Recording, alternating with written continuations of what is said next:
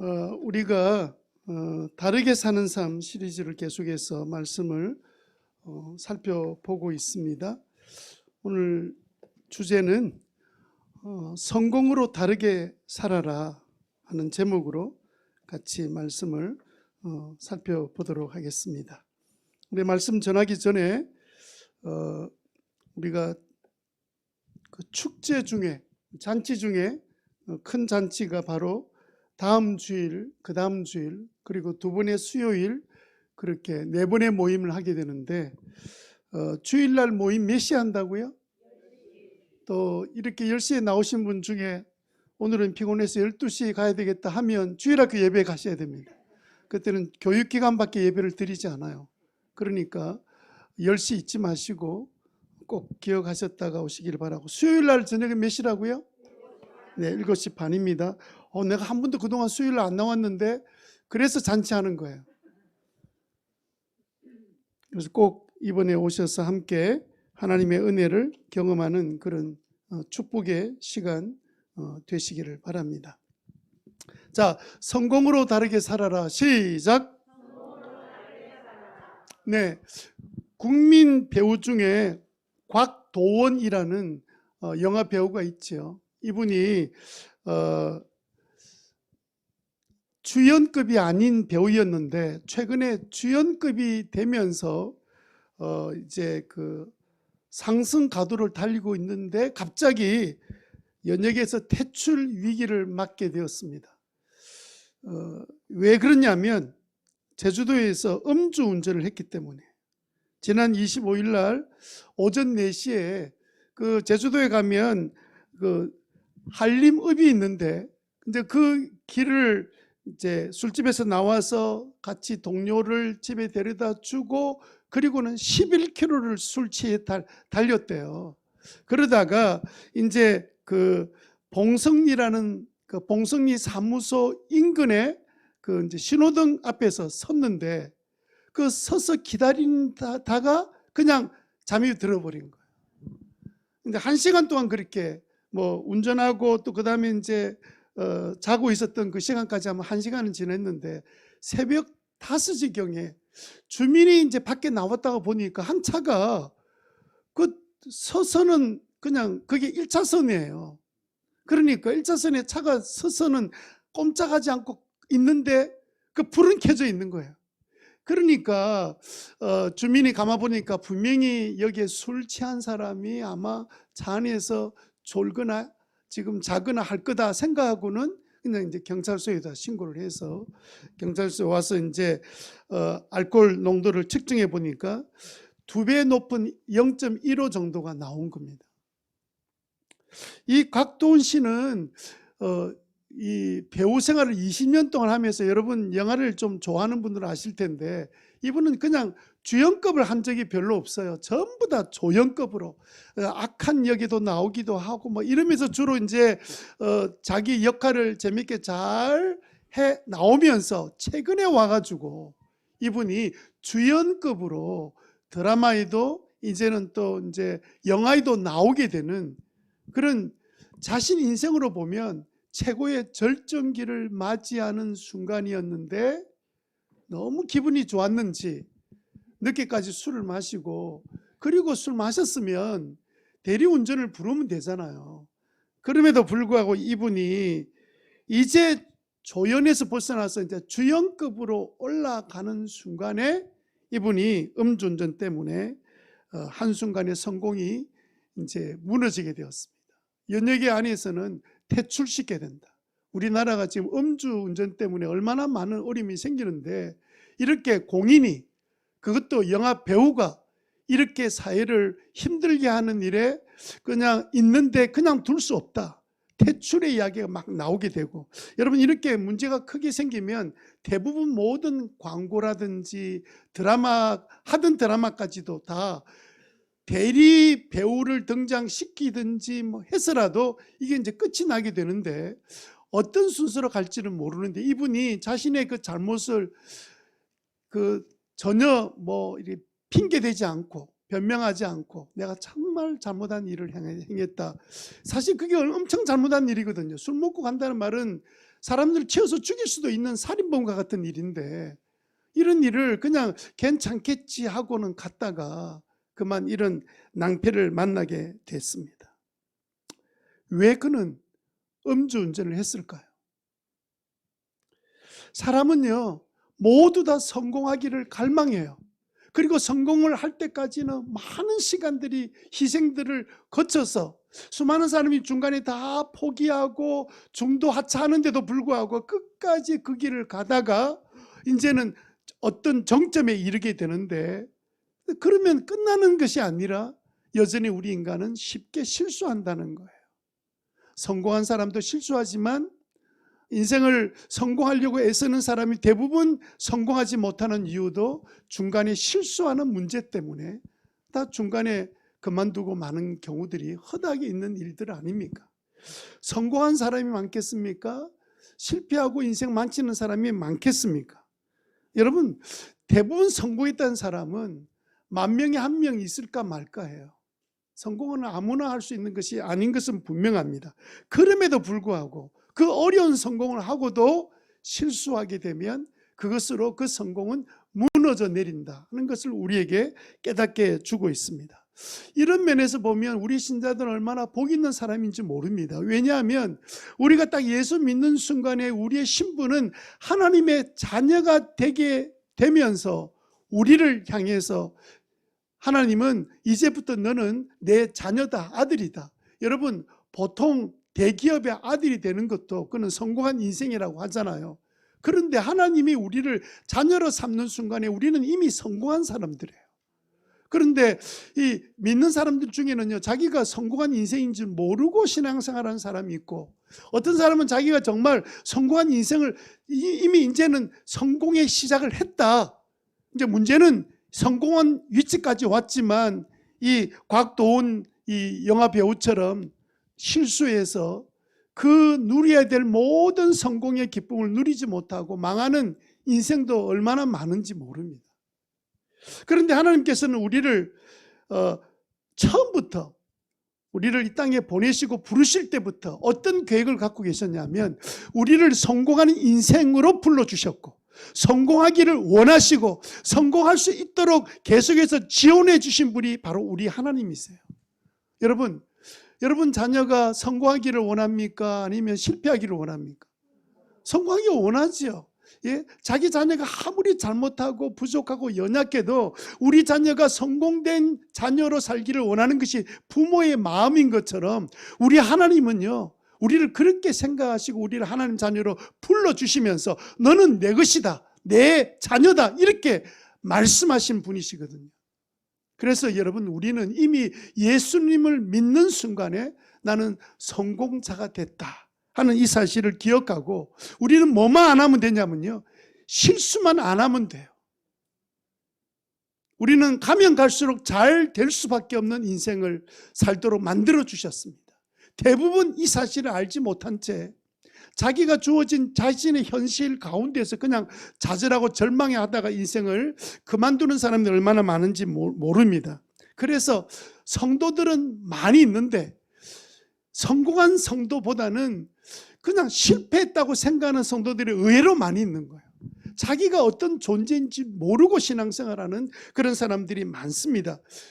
교회도 그렇습니다. 실패의 늪에 빠져가지고 더 이상 기대가 없이 허물어져가는 그런 교회가 있는가 하면 하나님이 우리를 부르실 때 하나님께서 특별히 우리를 이 땅에서 성공하도록 부르신 줄 알고 믿음을 가지고 주님이 허락하신 모든 어려운 가운데도 좌절하지 않고 끝까지 믿음으로 승리하는 교회가 있단 말이에요. 여러분들이 이미 성공자로 예수 믿을 때 부름받은 줄 믿고 믿음으로 살아가는 저와 여러분 되시기를 바랍니다. 다들 성공하기 바라죠. 저도 제 삶을 돌아보면 어릴 때부터 지금까지 지내는 동안에 공부하러 떠난 것 외에는 제가 부산에서 태어나서 지금까지 60년 동안을 부산에 살았어요. 그러면서 제 마음속에 한켠에 있었던 감출 수 없는 제 마음의 소원은 성공하는 거였습니다. 어떻게 하면 땅에서 성공하게 될까? 성공하려면 뭘 해야 될까? 특별히 저는 그 금수저 출신이 아니기 때문에 뭐 제 힘으로 노력하고 애를 써야 되는데 뭐 하면 될까? 그래서 저는 다른 공부는 잘 못하는데 공부할 기회가 결국 나를 성공시킨다는 이 생각을 가지고 공부할 기회가 생기면 놓치지 않으려고 막 애를 썼습니다. 공부하는 데 시간을 많이 보냈습니다.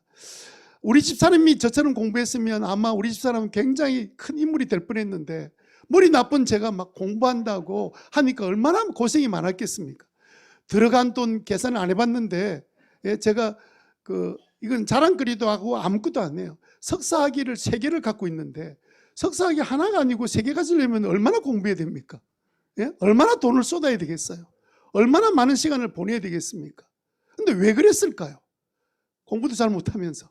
이제 그렇게 지내는 동안에 제 마음속에 있었던 것은 뭐냐면 공부가 나를 성공하게 만들 것이다라는 그 기대가 제 마음속에 있었기 때문입니다. 여러분들은 어떻습니까? 여러분들은 어떤 일에 여러분들의 마음을 두고 계속해서 자신을 성공의 자리까지 계속 나아가려고 애를 썼습니까? 어떤 분은요, 돈 버는 것이 성공이라 생각하고 막 이제 불철주야로 돈 버는 일에 모든 관심을 가지고 지는 분도 계실 테고, 어떤 분들은 나름대로 기술과 예술을 통해서 성공해 보기 위해서 남이 모르는 시간에 여전히 애를 쓰고 노력한 분도 계실 겁니다. 사람은요, 누구나 다 그렇게 성공하기를 원해요. 그러나 다 누구나 더 성공하는 것도 아닙니다. 지금까지 살아온 사람들을 제가 수도 없이 만났는데 사람들이 자기의 나이가 들어서 자신을 평가하는 이야기를 들어보면 성공했다고 이렇게 당당하게 말하는 사람보다는 늘 후회하는 사람들이 훨씬 많이 만났습니다. 다르게 말하면 나는 성공한 것이 아니라 어쩌면 실패한 인생으로 살아온 것 같아, 이렇게 말은 안 하고 있지만 근데 그런 뉘앙스를 풍기는 사람들을 많이 만났습니다. 뭐 때문에 그럴까요? 네? 뭐 때문에 그럴까요? 하나님은 우리들을 성공하도록 우리 이미 예수 믿도록 불러주셨는데 사실은 그 성공의 삶을 살 수밖에 없는 인생으로 만들어 주셨는데도 불구하고 왜 성공하는 삶을 사는데 그렇게 힘들어 할까?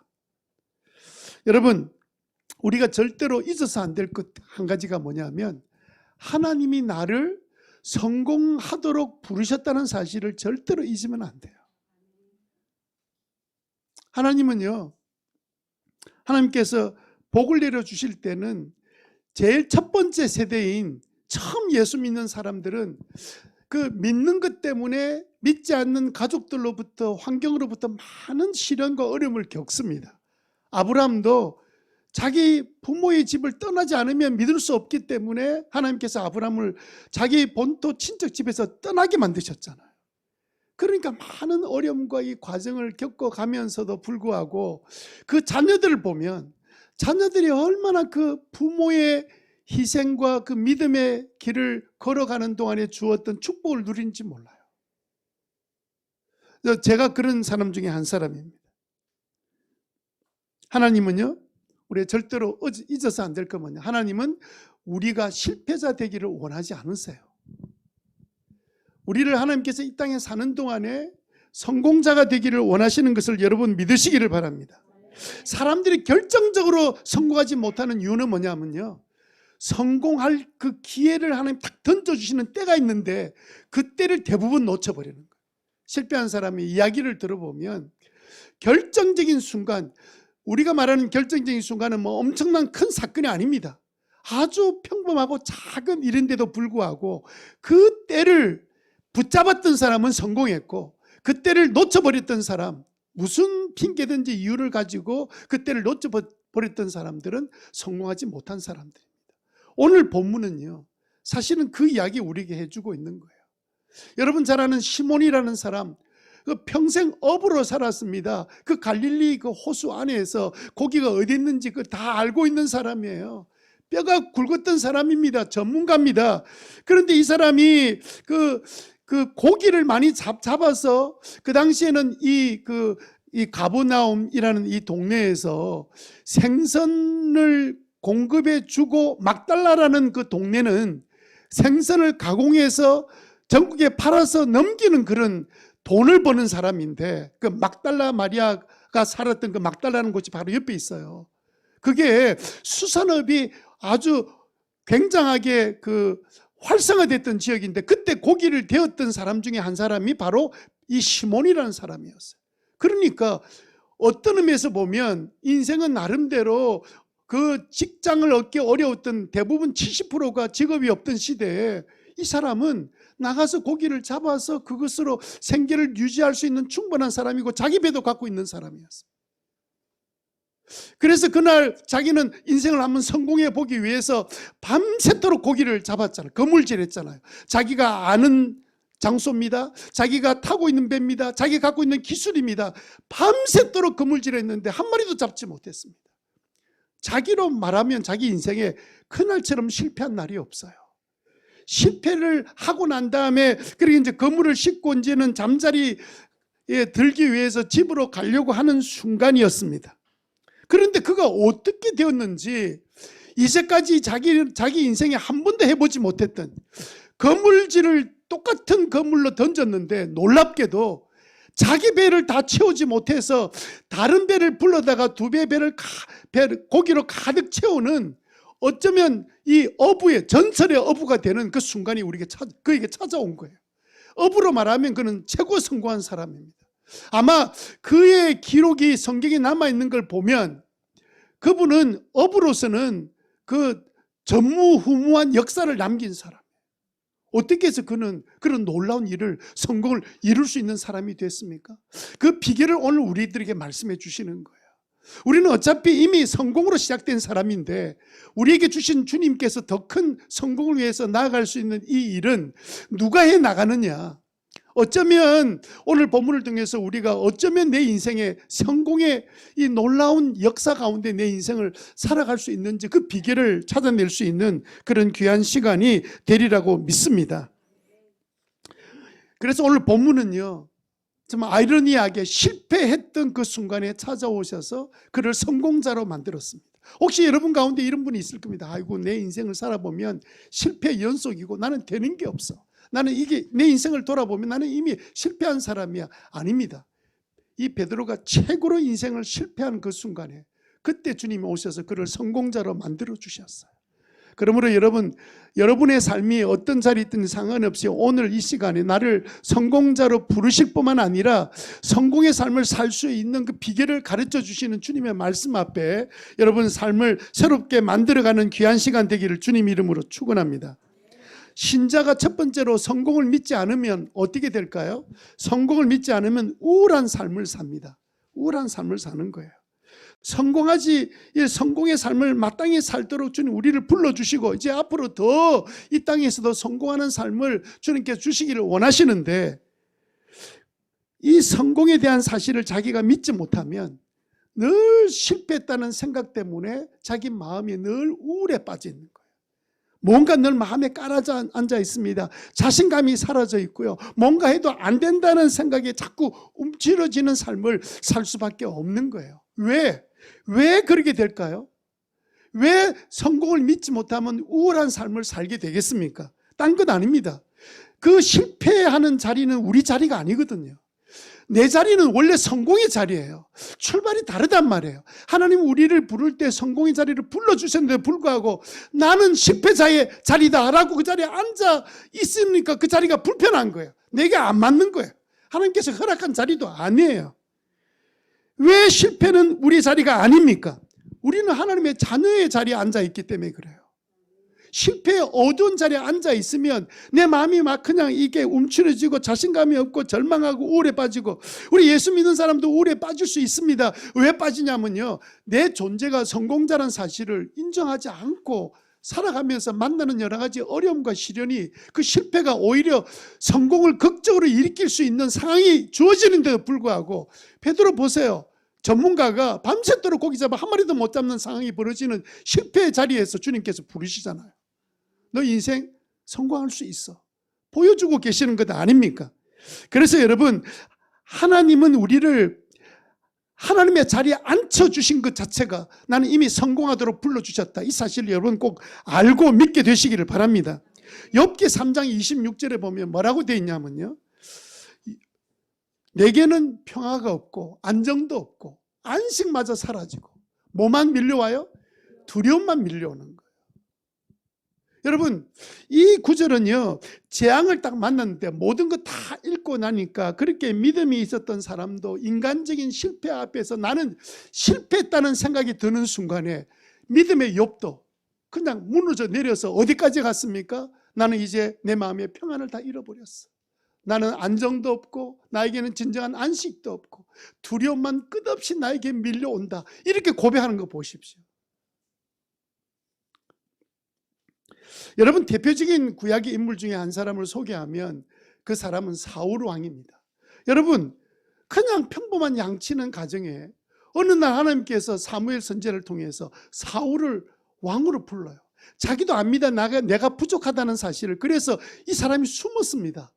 자기를 내어놓을 수가 없었습니다. 그럼에도 불구하고 하나님께서 그를 부르셨잖아요. 그리고는 이스라엘의 첫 번째 왕으로 불러주셨습니다.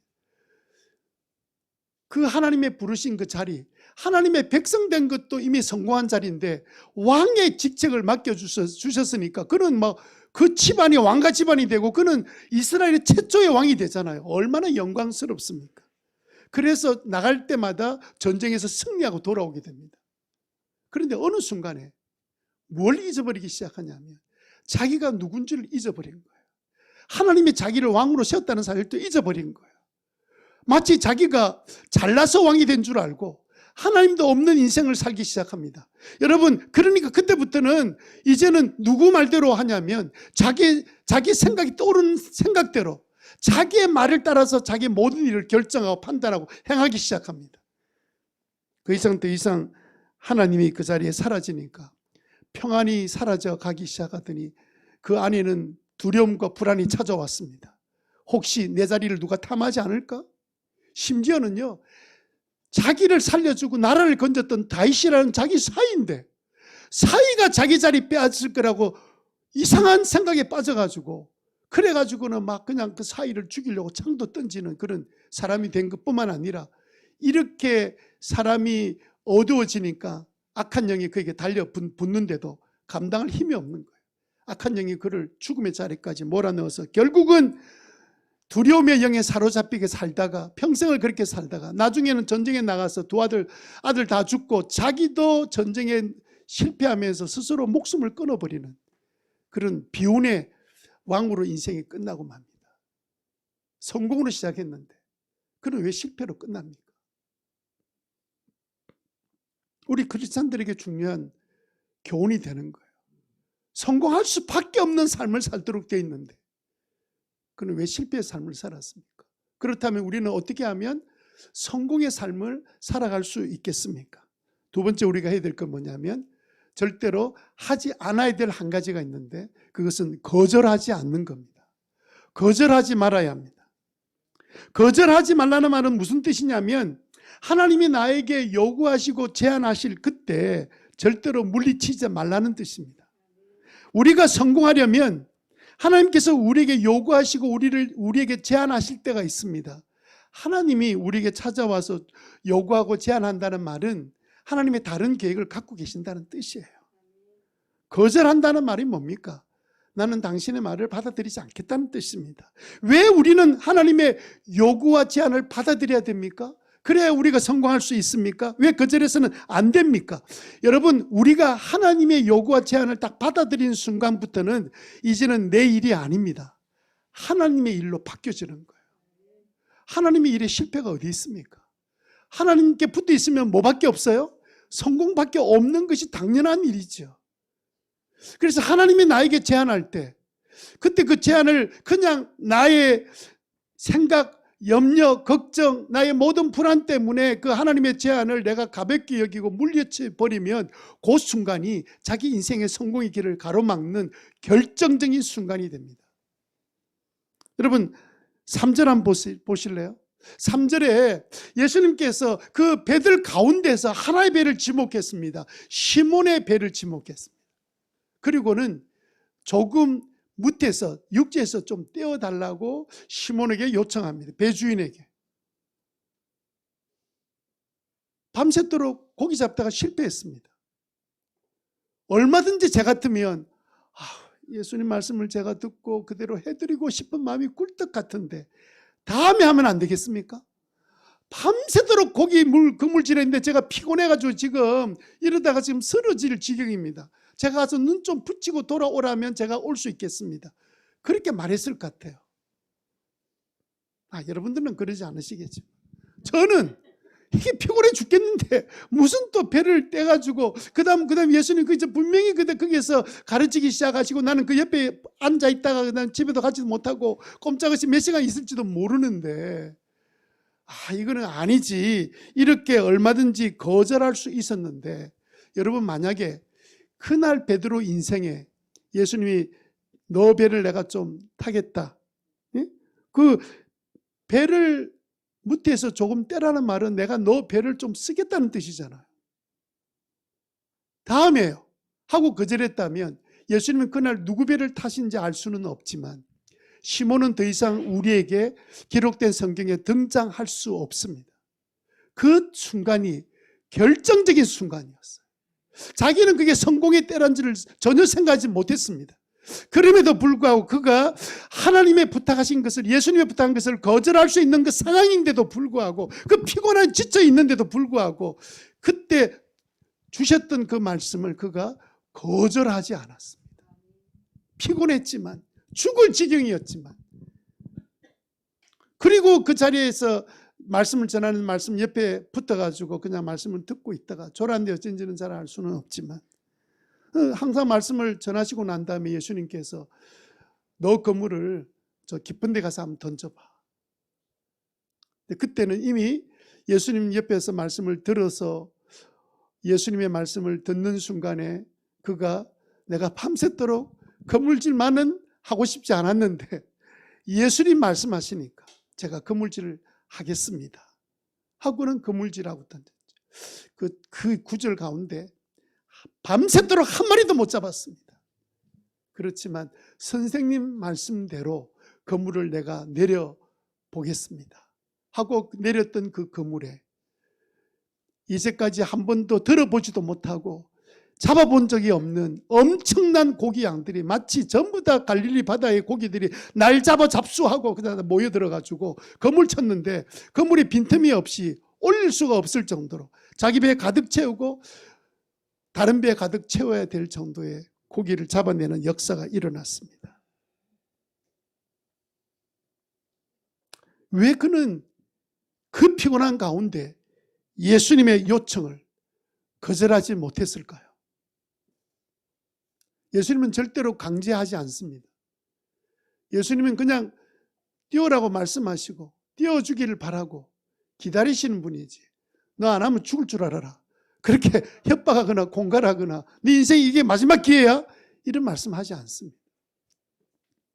5절에 보십시오.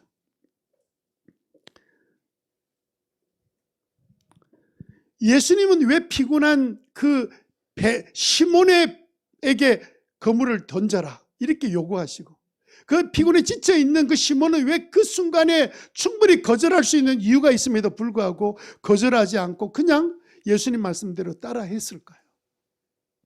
저는 그 이유를 알지 못해. 아무리 봐도 이유가 없습니다. 딱 한 가지 이유가 있다면 이런 이유입니다. 당시의 사람들은, 당시에 그 이스라엘 사람들, 믿는 사람들은 랍비가 말하는 말에는 부모의 말보다 우선한다는 것이 그들의 삶의 원칙이었습니다. 아마 부모가 야, 저 깊은 데 그물 던져봐 이랬으면 아버지 좀 노망 드셨습니까? 좀 그만하이소. 내가 밤새도록 내가 고기 잡으면 못 잡았는데 이렇게 말했을 텐데, 랍비였던 예수님이 말씀하셨기 때문에 거절하지 않았던, 왜냐하면 그 당시 사람들은 랍비를 통해서만 유일하게 하나님 말씀을 들을 수 있다고 믿었기 때문에 그거 외에는 아무리 생각해도 이유를 찾을 수가 없습니다. 그런데 예수님께서는 그런 그를 일부러 찾아오셔서 그물을 던지게 해서 그의 모든 생각과 경험을 다 부셔뜨리고 네가 진정한 성공자가 되는 길은 어디에 있는지 그 사실을 가르쳐 주시는 거예요. 우리들에게는 거절하지 않아야 되는 원칙을 우리에게 말씀해 주셨습니다. 수많은 사람이 실패하는 이유는요, 주님이 요구하실 때 결정적인 순간에 다 이유를 대고 거절했기 때문에 성공을 맛보지 못한 거예요. 조금 전에 말씀드렸던 것처럼 예수님께서 말씀하실 때 그때부터 순종했던 이 시몬에게는 자신의 일이 아니라 예수님의 일이 되고 말았습니다.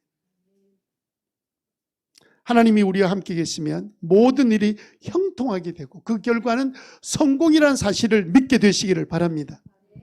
만약에 여러분 식당을 하고 계시는데 백종원 씨가 당신 식당에 내가 한번 가서 좀 당신을 오늘 하루라도 좀 돕고 싶다 이러면 여러분은 어떻게 하시겠습니까? 1번 무조건 환영.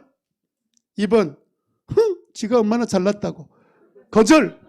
2번 여러분 몇 번 하시겠습니까? 백종원이 누군 줄 압니까? 네. 1번 하겠죠. 이제 두 번째 질문입니다. 전 목사가 어느 날 갑자기 삼공부 좀 참석하면 어떻겠냐 이렇게 제안하면 어떻게 하실래요? 1번 억지로 받아들인다. 이 교회에 있는 동안에 핍박을 받지 않기 위해서. 두 번째 속으로 하면서 못 들은 척 거절한다. 묻지는 않겠습니다. 근데 여러분 가끔은 이런 거는 있어요. 이번 기회는 내가 누구한테 좀 상공부 참석하게 하면 좋을까라는 생각은 해요. 기도하면서. 그래서 그런 사람한테 제가 요청하는데 모든 사람 만나자마자 상공부 이야기 안 합니다. 보통 한 번 상공부 시작할 때 되면 한 5손가락 안에 사람들한테 이야기해요. 그 다음 사람들은 이야기 안 합니다. 공개적으로 그냥 광고하지.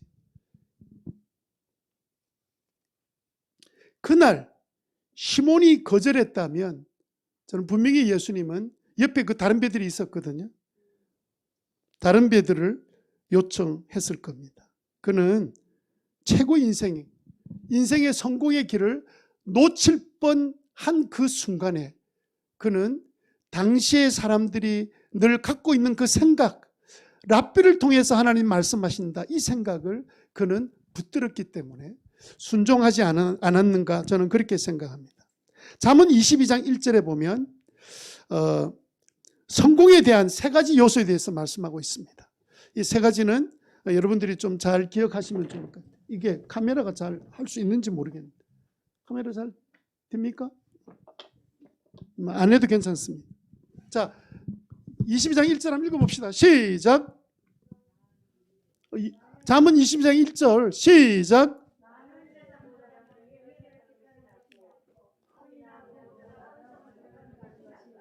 뭐가 잘 안 뜹니까?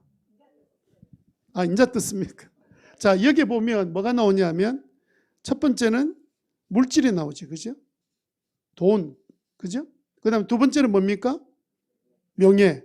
이게 명예가 나옵니다. 그 다음 뭐가 나오죠?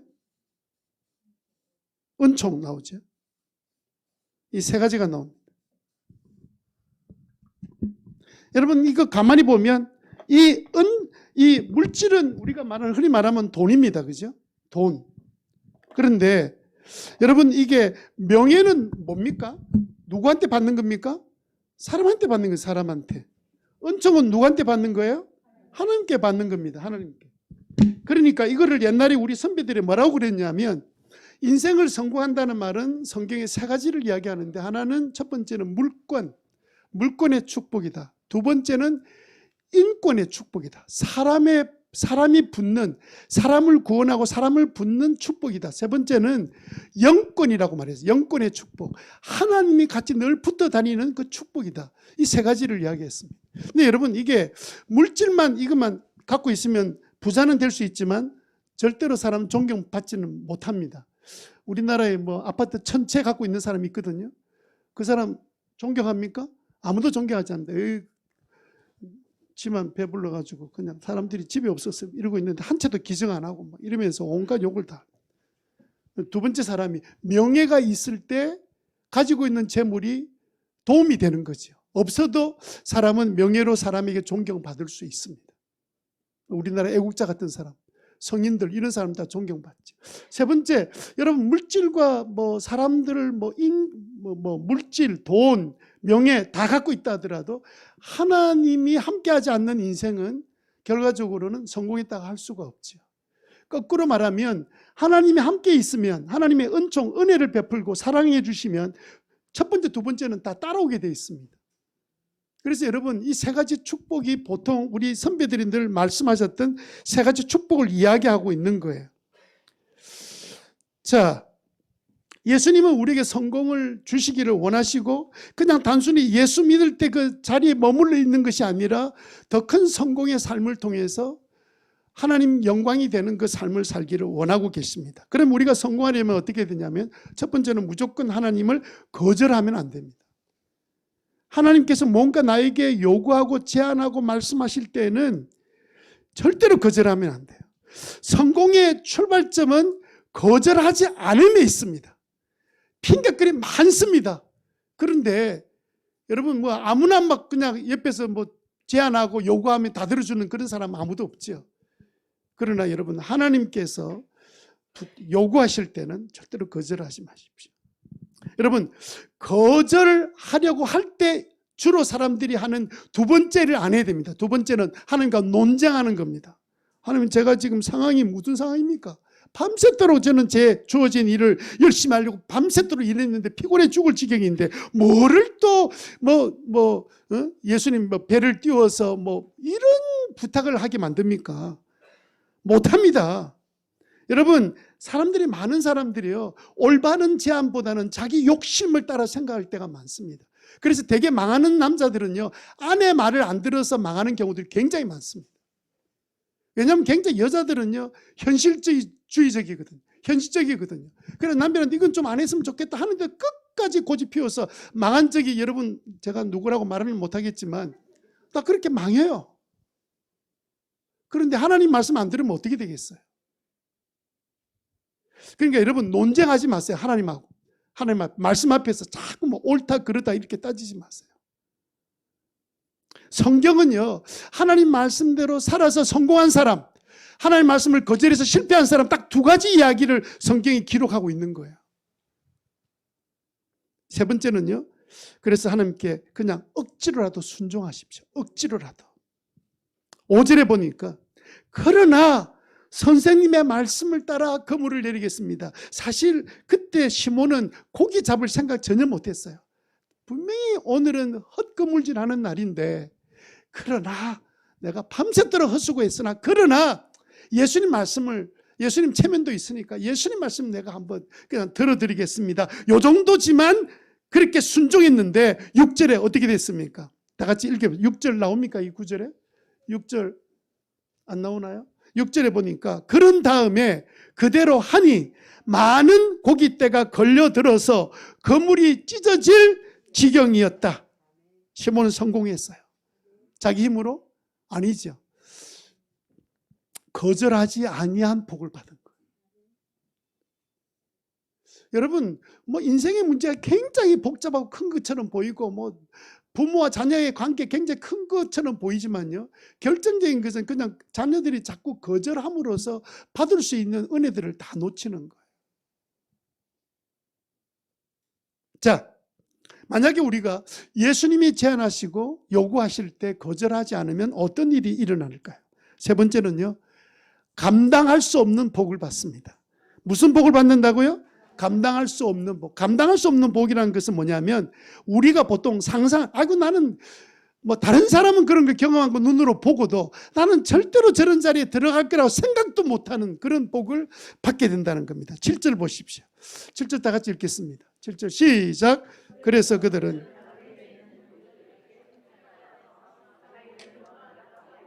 그들이 와서 고기를 2배에 가득 채우니 배가 가라앉을 지경이 되었다. 하나님이 요구했을 때 그 일이 이제 내 일에서 하나님의 일로 딱 넘어가기 시작하면 그때는 감당할 수 없는 복을 받는 거예요. 혼자 감당이 안 됩니다. 너무 넘쳐서. 그래서 다른 배 부르지 않습니까? 왜 예수님의 제안과 요구를 따를 때 감당할 수 없는 복을 받을까요? 이거는요, 성경 여러분 전체를 한번 보십시오. 성경은 하나님께 순종하는 모든 자에게 축복을 약속해 놨습니다. 막 그냥 성경 뭐 시편 잠언 읽으면 막 계속 그런 내용이 나옵니다. 하나님께 순종해서 복을 받지 못하는 인간이 아무도 없습니다. 넘치게 받도록 되어 있습니다. 심지어는 자기 자녀들이 복을 받는다고 약속해 주셨어요. 자녀들이 복을 받는 유일한 길은 아무도 그걸 장담할 수 없지만, 사람들은 장담할 수 없지만 하나님 우리에게 장담하셨습니다. 그들은 너로 인해서 복을 받을 것이다. 여러분들이 거절하지 않는 삶을 통해서 자녀들을 복을 받게 될 텐데, 대표적 구절 한 구절만 읽어드리겠습니다. 욥기 36장 11절입니다. 다 같이 읽습니다. 시작. 만일 그들이 하나님께 순종하고 그분을 섬기면 그들은 나날이 행복하게 살고 평생을 즐겁게 지낼 것이다. 아멘. 그래서 여러분, 우리가 거절하지 아니할 때 주시는 축복은 세 가지로 나눠지는데, 첫 번째 축복 결과는 뭐냐면 물질을 얻는 성공자가 됩니다. 이게 물건의 축복이라고 우리 선조들 그렇게, 선배들 그렇게 말했습니다. 물건의 축복. 시작. 7절에 보면 고기가 2배 가득 차니 배가 깔아앉을 지경이 되었다고 말합니다. 감당이 안 되는 거예요. 여러분 인생 사는 동안에 한 번 정도는 그렇게 올 때가 있습니다. 한 번 정도 어떤 일을 경험하게 만드시냐면, 와, 요즘 되어가는 거 보면 내가 생각도 못할 일이야. 그런 일이 여러분 생애 가운데 한 번씩은 생겨요.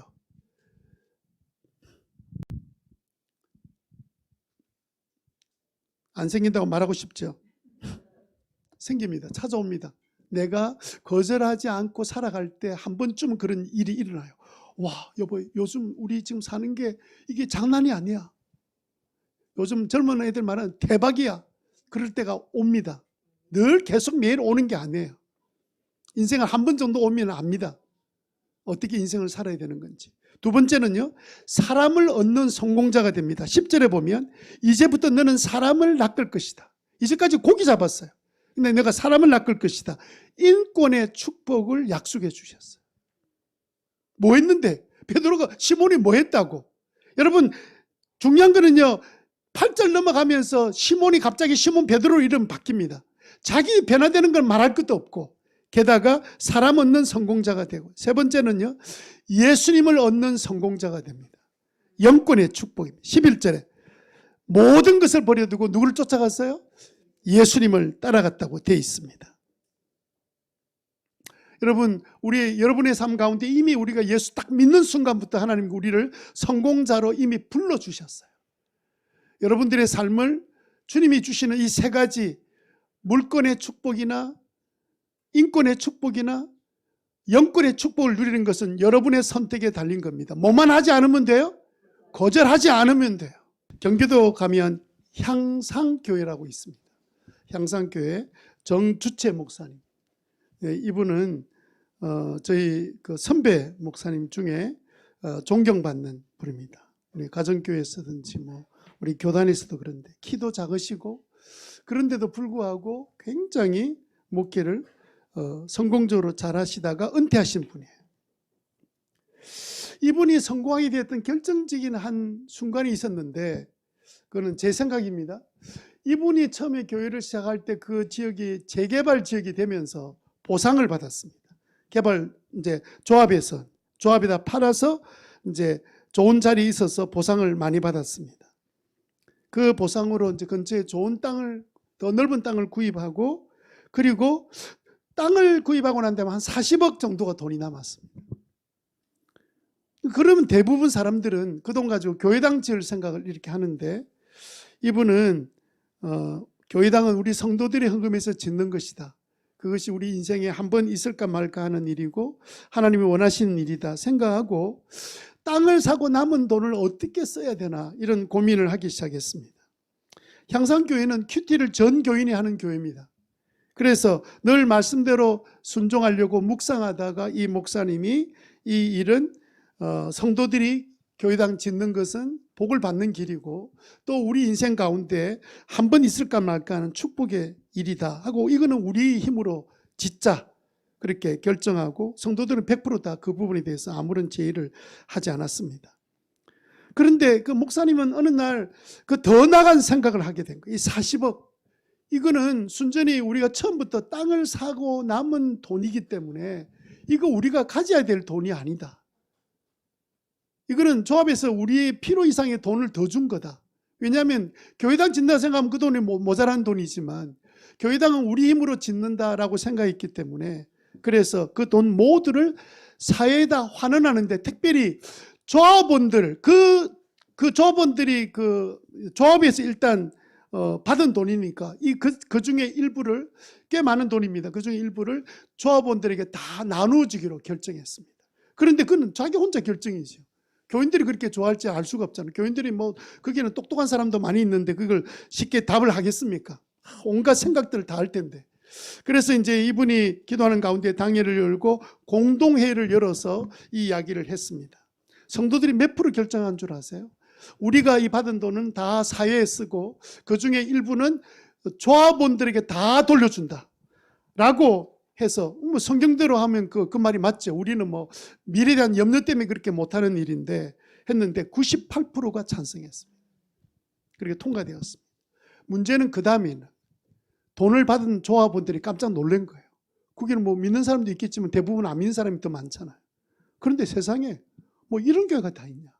자기가 조합에서 받은 돈을, 그걸 마땅히 자기들 돈인데 그 돈에서 땅을 샀다고 남은 돈 전부를 사회에 환원할 뿐만 아니라 일부는 전부 다 조합원들이 다 나눠주는 그 이야기를, 그걸 직접 자기들이 경험하고 난 다음에 세상에 이런 교회 처음 봤다. 우리는 교회 다니면 향상교회 다녀야지 이러면서 소문이 났습니다. 소문을 내려고 한 일은 아니었어요.